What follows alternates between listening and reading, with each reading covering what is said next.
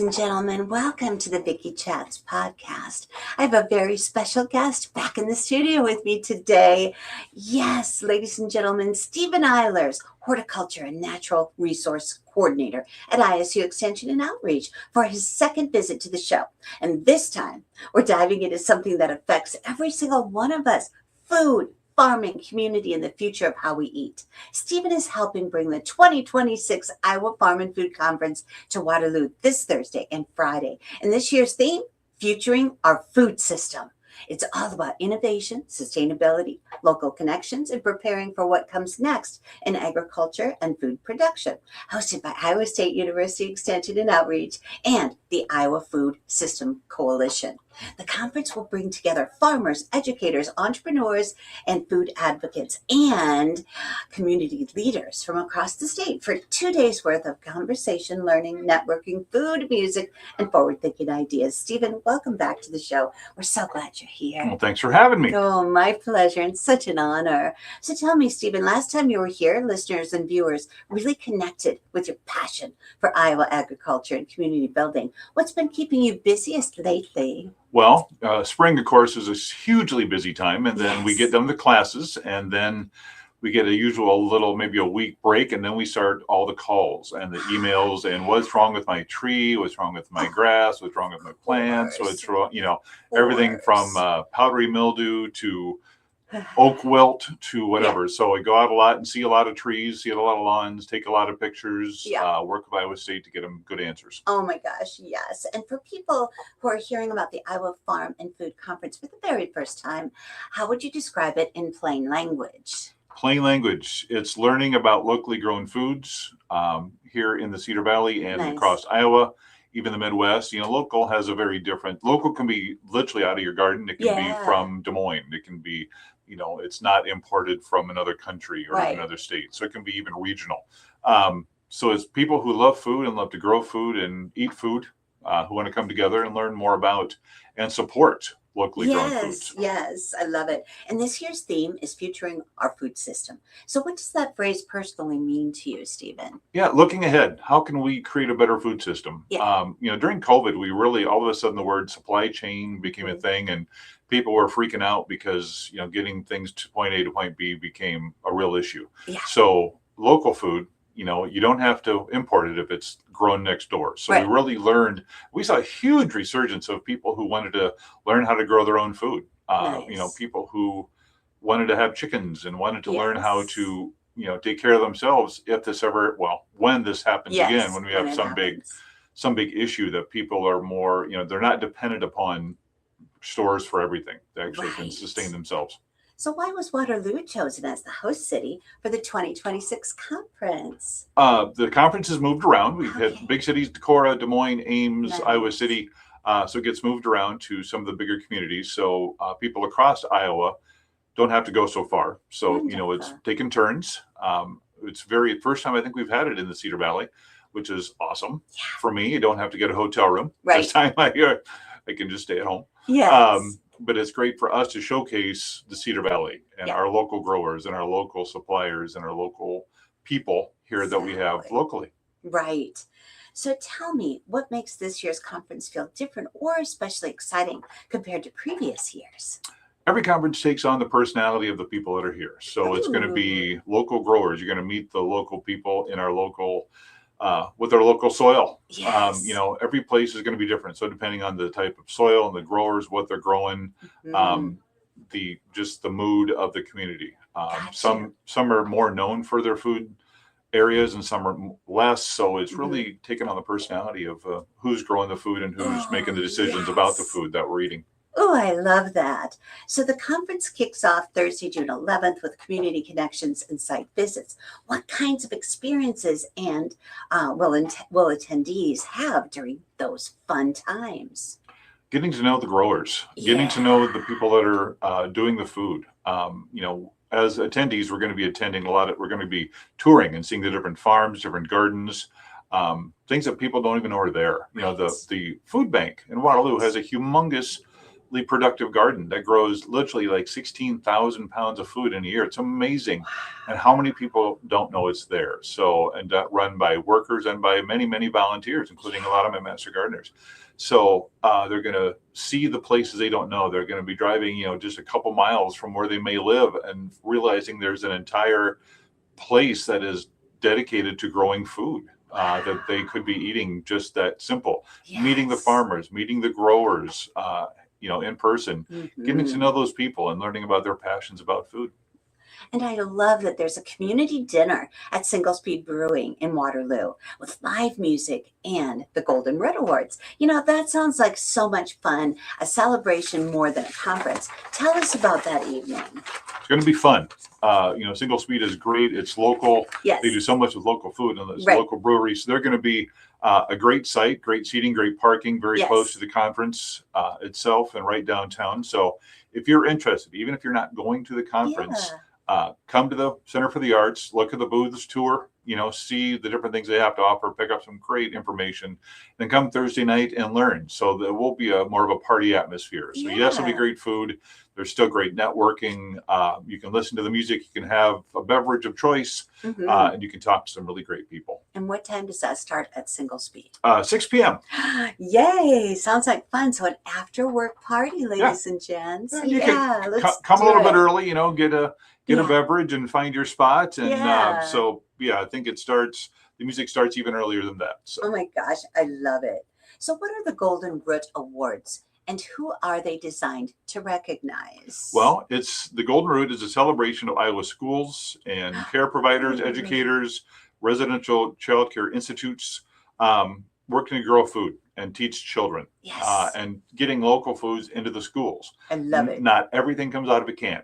And I know, especially in the smaller schools, it tends to be a little bit easier because they're not serving 10,000 students. Exactly. It can be much more local, so they can use locally grown everything from food on the salad bar to locally grown meats. They might have the beef producers or pork producers or local eggs or local whatever that they can literally bring from a farmer, from somebody's dad or grandpa or uncle or grandma who grew this, and so the kids can eat it in the schools. So it's really rewarding those people and those institutions who are doing great work to support local foods. I love it. And how important is it for consumers, not just producers, to be a part of the conversation about the future of our food? You know what? If you eat food, you need to be concerned about food. Yes. Everybody eats. Right. We all eat different things, but we all have commonalities. So we really need to learn where our food comes from and appreciate. Like I said, COVID taught us, we suddenly we were fearing where are we going to get our food? Right.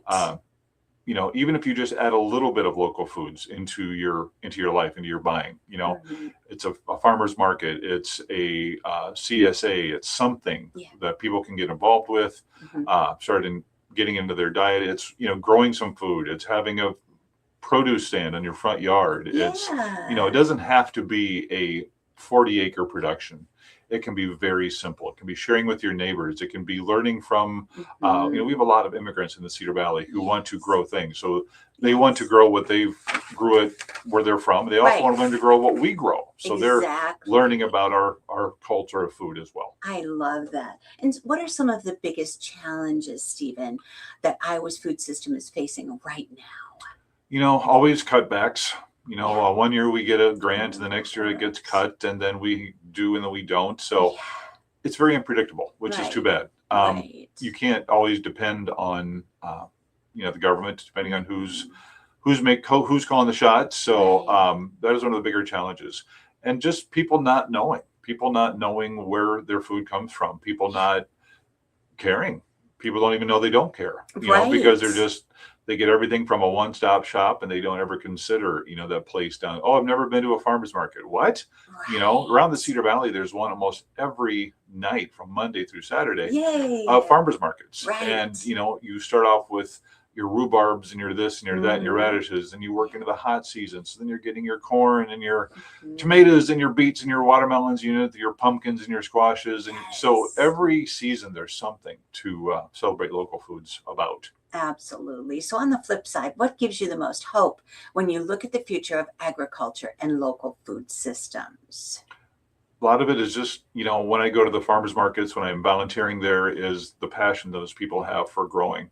It can be a tough life. You're getting up, you're working in the worst weather, in the hottest, in the rain and the heat. You're starting when it's cold, you're ending when it's cold. You're getting up early to get those vegetables picked and cleaned and driving and set up. So the dedication that people have for a farmer's market, we can just go and show up and get what we got to get and go home. Right. There's so much behind the scenes that most people don't see. So their passion.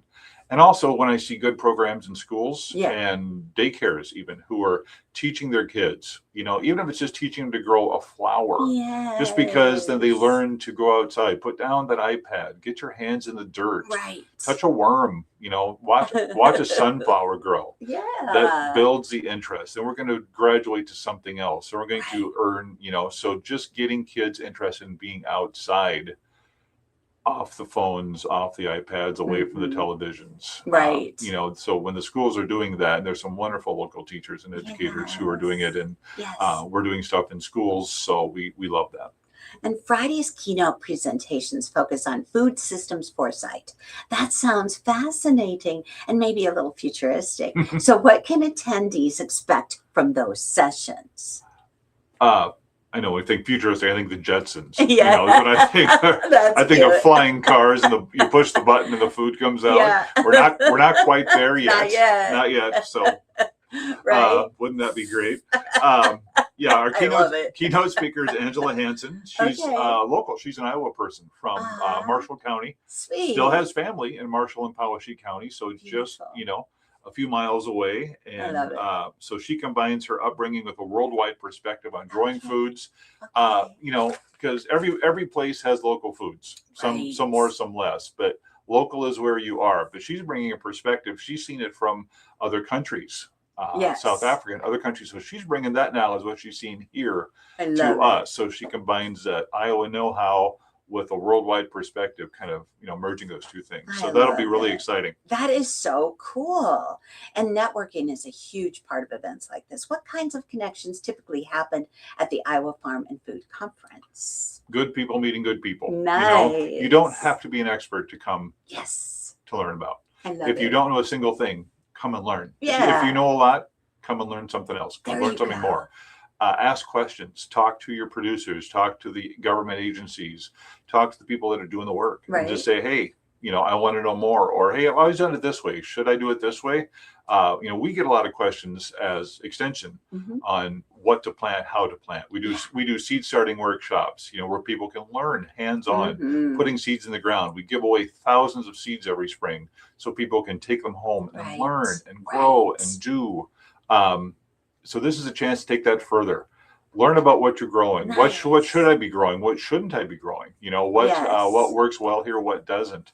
How can I get involved? How can I support what you do? So if that's, every week I'm going to go to the farmer's market and I'm going to buy tomatoes from this person, or watermelon, or corn, or whatever. There you go. Or get involved with the CSA, or, what can I do to support local growers? Right. So what role do young people and students play in shaping the future of Iowa agriculture and food innovation? If you don't teach the kids, they're never going to know. Yes. Children are our future, as Whitney said. Whitney, rest in peace, sweetheart. Yes. But we got to teach them. They're not going to know. These kids today are probably several generations away from knowing where food comes from. When I grew up, when you grew up, our grandmas, our moms had big gardens. Yes.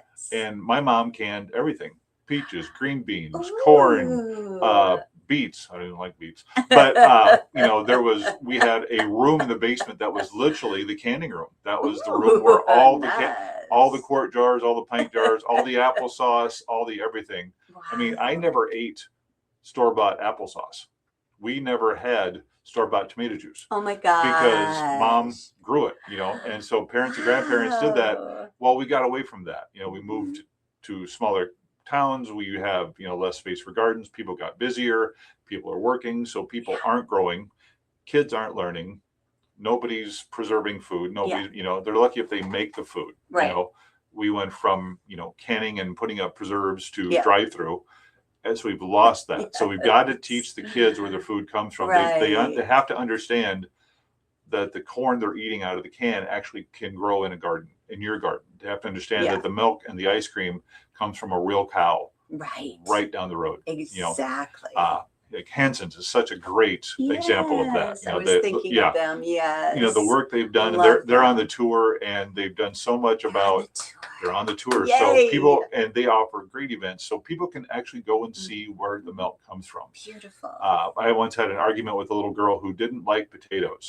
She told me, and I said, "Do you like French fries?" "Yeah, I love French fries." "Then you like potatoes?" "No, I don't like potatoes." So the disconnect between what the potato comes from, the French fries, and the potato chips, is so big. So we've got to teach. We've got to teach the children through schools, through families, get them involved, getting involved in the process, teaching them now, because if not, it's going to die away. Exactly.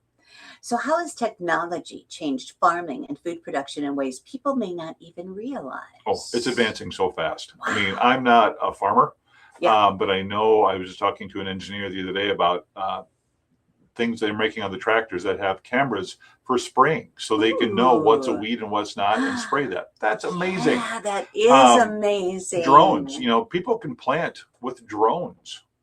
We think about, it's not just a little guy on a tractor, a guy behind a plow anymore. I mean, it's the technology that they have that can, tractors are self-driving. That's amazing. Sprayers can be automated. It's just, it's using technology to make better food, more accessible, for everybody, because land, we're not making any more land. No. So what we have is what we got. So we got. can't expand, and every year we lose more to housing. So they really have to use technology to keep up with the need. So food security and access are becoming bigger national conversations. Will those topics be addressed during this conference? Definitely. Yes. Food security and access to food is such words like food deserts and is such a big topic. And what is it? Obesity is the new starvation. We used to think of somebody who was hungry as people who are thin. You see the bony little starving children. Well, now you have so much cheap food and processed food that you're seeing the obesity rates, because people are only eating processed foods. They're eating foods from the Dollar Tree, and they're eating the junk, not in moderation, but as a whole diet. So now the new obesity is the new hunger, which is sad. That is so sad. Yeah.